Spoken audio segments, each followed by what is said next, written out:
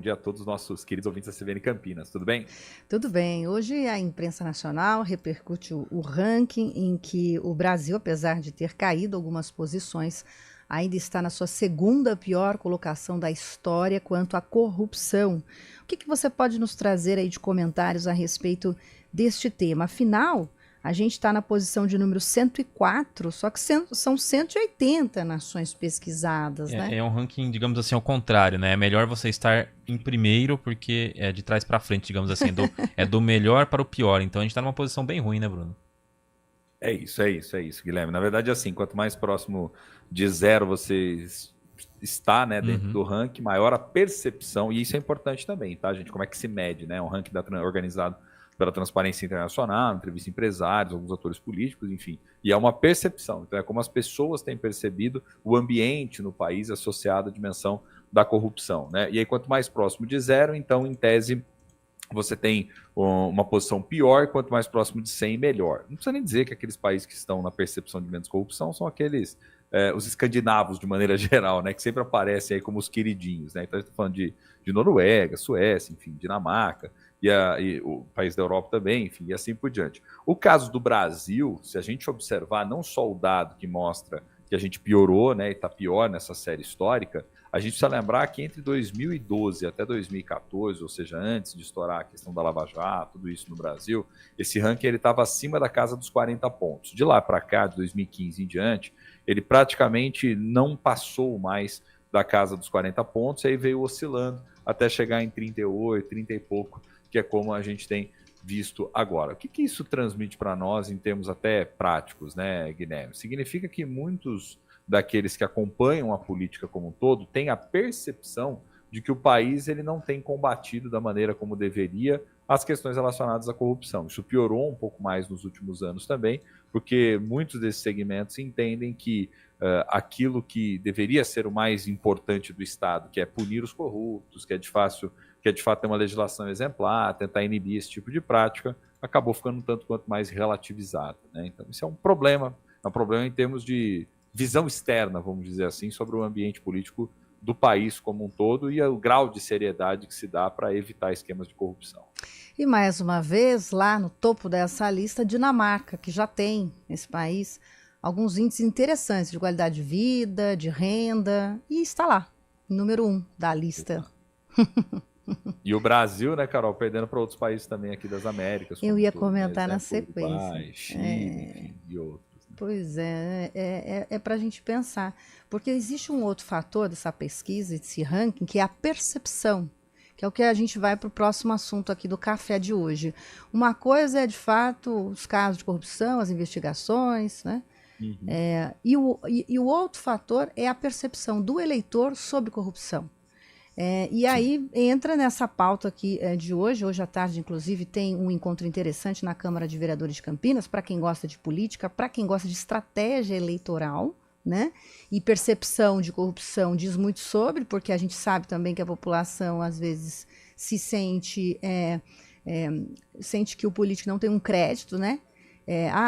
Uma vez no poder, irá ser corrupto. Então, para desmistificar, tirar isso e para poder também fazer uma boa campanha, muitos utilizam-se da campanha política de resultado, que é o tema de uma palestra que vai acontecer hoje à tarde no Legislativo aqui em Campinas, que tem como convidado Gilmar Arruda de Souza. Ele é um especialista em comunicação política, o currículo diz muito aqui sobre ele, 20 anos de carreira, mas você conhece ele, inclusive, né, Bruno? Queria que você comentasse sobre esta iniciativa que o Legislativo aqui de Campinas teve.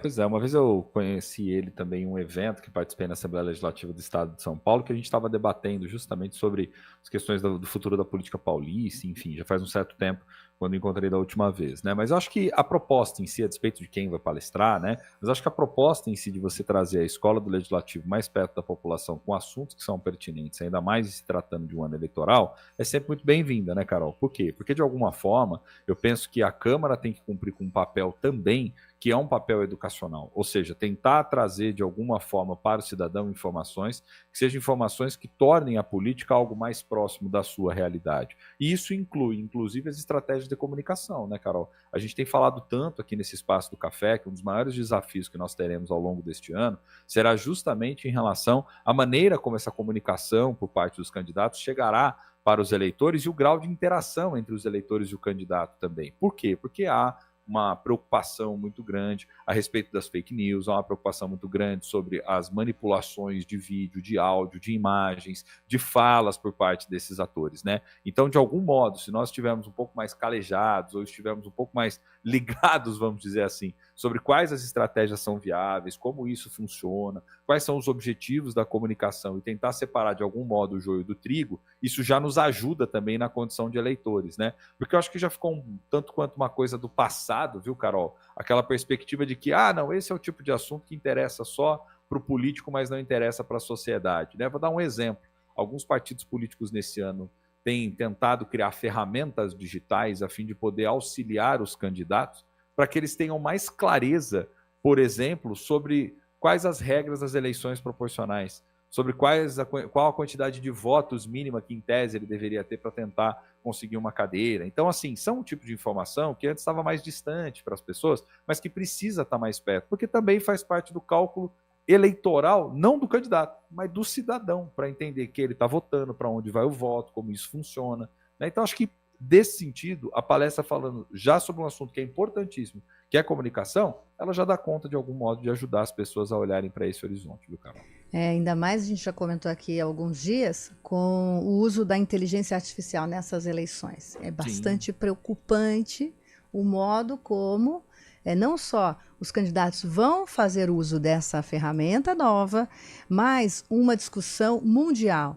Como quem está neste momento, inclusive que é de interesse dos governos, claro, né? Quem está no poder, como eles vão viabilizar tecnologia para impedir, restringir, porque não adianta só fazer a campanha orientando. Quantos de nós recebemos ligações e hoje vimos vídeos com voz e tudo da pessoa e acreditamos ser um dos comerciais aí de uma montadora de carros desses últimos tempos. Nós tivemos a plena certeza de uma atriz, né, que há muito nos deixou, de uma cantora também que há muito nos deixou, que ela estava Vivinha da Silva com a filha dirigindo um carro, né? Então a gente fica impressionado com o que a inteligência artificial pode fazer. E por isso que a gente precisa ativar a nossa inteligência cidadã, viu, Carol? Da melhor maneira possível, para tentar evitar que isso nos ludibrie de alguma forma. É assustador, viu? Obrigada, viu? A gente toma um cafezinho amanhã? Combinadíssimo. Amanhã a gente toma mais um café. Um abraço forte para todos os nossos queridos ouvintes aí do CBN Campinas. Amanhã a gente volta com mais uma prosa de política, mais um pouco de café. Valeu. Obrigado, viu? EPTV é notícia na CBN.